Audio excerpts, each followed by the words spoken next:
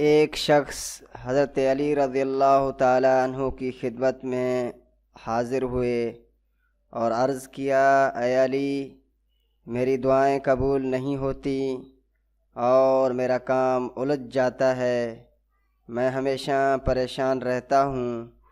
اس کے جواب میں حضرت علی رضی اللہ تعالی عنہ فرمانے لگے، تمہارے ناکامی اور پریشانی کی سب سے بڑی وجہ تیرے ہاتھ اور پاؤں کے بڑے ہوئے ناخن ہیں۔ اور پھر فرمانے لگے، میں نے اللہ کے رسول صلی اللہ علیہ وسلم سے سنا کہ ناخن کو صحیح وقت پر کاٹنا چاہیے، کیونکہ بڑھتے ہوئے ناخن میں